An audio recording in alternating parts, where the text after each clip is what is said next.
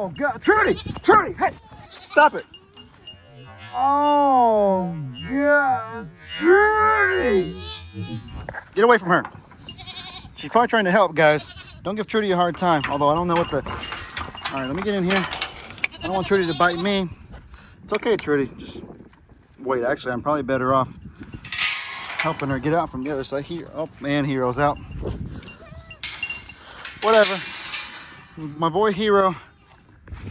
Buddy, there's no grain up there. It's part of our daily routine. My boy Hero. Oh, my boy Hero. I let him out every day, so he's used to it. I'll go give you some grain, Hero, as soon as I can do this. Tilly, how did this... Quit pushing forward, baby. Push back. All right, there we go. Get back. Okay, let's push. Ooh, look at that, guys. Not too shabby, huh? I'm the goat rescue master. Hey, Hero. Wow, what kind of cat is that, Orange Kitty? Oh, look at it, guys. I always find it funny when that little orange kitty finds some big old animal, because for some reason he follows every animal. He's like, Hero wasn't when he was a baby. When Hero was a baby, Hero knew no fear whatsoever. And so he would just go up to the longhorns. He would go up to anything and everything, trying to play with it, even if it was dangerous. Orange Kitty's kind of the same. Orange Kitty will go up to anything or anyone, wanting pets and love, thinking that it's a friend. And I always find it funny. It always makes me laugh when he goes up to some other animal. I say, what kind of cat is that? That's a weird looking cat, huh, Orange? Y'all get it? Implying that he thinks everything's a cat. Well, now that we've rescued everybody over there, let's get back over here and see what's going on. As you can see, my son Hero is getting into a lot more trouble as usual. Getting on top of the coop, going for... Honestly, I know why he's doing it. He's not really trying to get into trouble. He just wants those greens up here, these leaves. Maybe that's a sign that I should probably cut those down for them more often. I cut them down sometimes, but I know they like these greens. I should probably do it more often. In my defense, though, it's hard for me to take the animals to... I know my dad used to let them all out, let them forage and roam in the cemetery area, and he would just kind of let them roam free. I find it hard to do that, though, because I honestly don't trust that they would come back if I called them to come back. I'd have to one by one go and get them all, and that'd be really difficult. I feel like my dad was with them for so many years that he developed a special kind of sort of relationship with them. Me and Meg, it's funny, like literally 5 or 10 minutes ago, we were just talking about this exact same thing. And maybe this will kind of shed a little more light and give some context as to why I say this. Do you remember what we were just talking about a second ago, Lovey? You saw a video that my dad made of the longhorns basically going near the river, and you were thinking, like, how did he get them to come back and just follow him?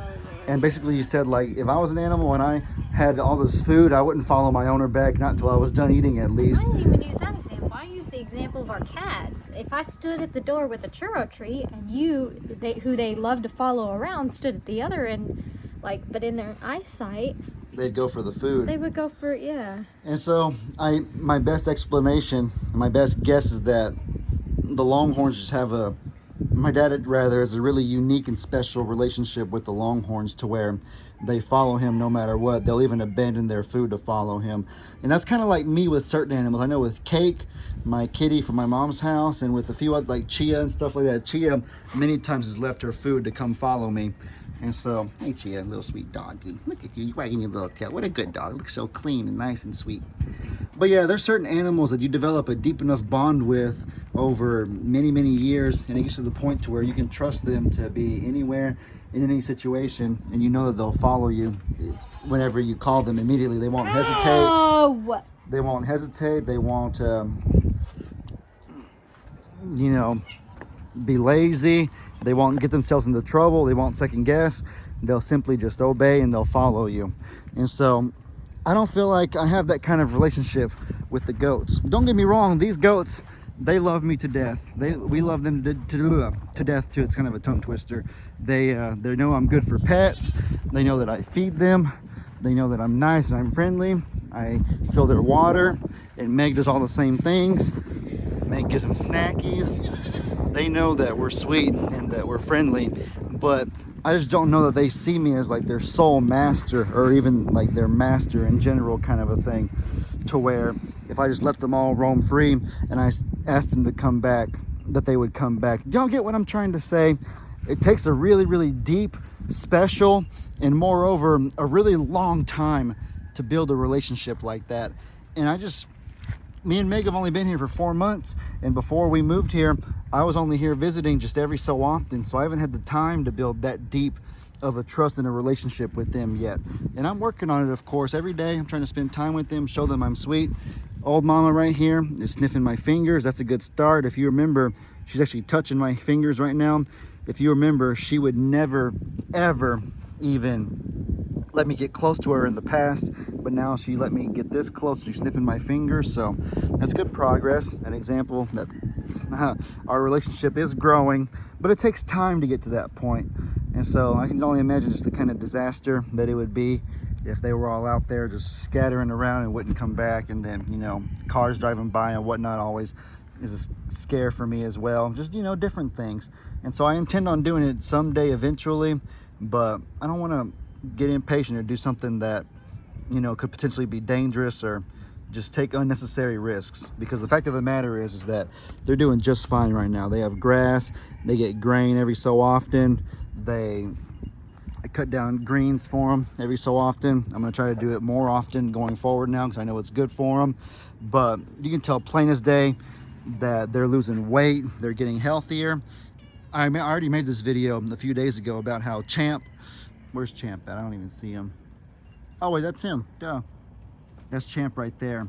Still got a little bit of a belly, but if y'all remember, he was like terribly obese a few months ago, and the vet told us that we need to cut down on the grain because he's like getting very unhealthy with his weight.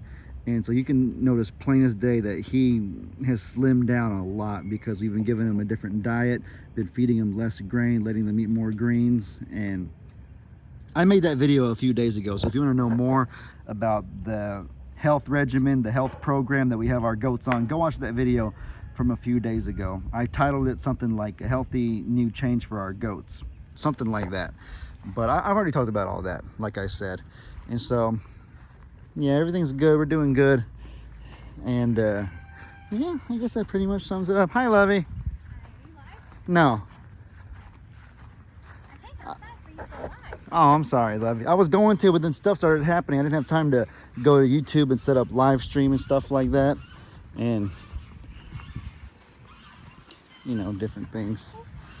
That was a good little video, though. Talked about an important subject matter. I talked about how the reason I don't let the goats out into the cemetery area like my dad used to is because I've only really had a deep relationship with them for 4 months, and that's probably not enough time for me to trust them to come back if I were to call them or to follow me back. Cars going by, all kinds of unnecessary troubles. I talked about how it takes years and years and years to build that kind of a relationship. I guarantee even my dad would not have done something like that in his first few months of having the goats because, it's just kind of... Goats can take less time than like cows. Yeah, goats, I guess, could take less time. I wouldn't worry about goats as much as a cow. Yeah, my dad's been doing it with the cows for even longer, though. Or for as long, I guess. I don't know. Trudy was just trying to save the day. I feel bad I yelled at her. She was like trying to bite, though. I don't know why she had her mouth out like she was biting. I don't know exactly what her intent was when Tilly was stuck. If she was trying to get herself a free dinner, or if I'm kidding, she wasn't trying to get herself a free dinner. Don't be scared, guys. She's sweet. She's gentle. But I didn't like the mouth being out. It looked like she was trying to nudge her out, but trying to push her. I remember Pebbles got stuck a few years back. I'm sure a lot of you recall that. I remember back then, Trudy was trying to push Pebbles out to get her through when she got stuck. So she's just trying to be a helpful farm hand, that's all. Alrighty, guys. Well, with all that said, I hope y'all enjoyed. Y'all be sure to let me know in the comments what kind of stuff you guys want to see. Look at Meg with her little goatee, the sweet little pickles, our little pickles. There's old Gus Gus. There's Gus Gus. She don't want to touch him though. Look, she kissed him. I'm surprised. He's nasty. He pees on himself and stuff because he's a male goat with raging hormones, and they do weird stuff like that. So you can tell she's a little more hesitant to touch him than she is the other goats. She's doing all right though, not too shabby. All right, guys. Well, I hope y'all have an incredibly blessed day. And as I always say, your boy Ellie out.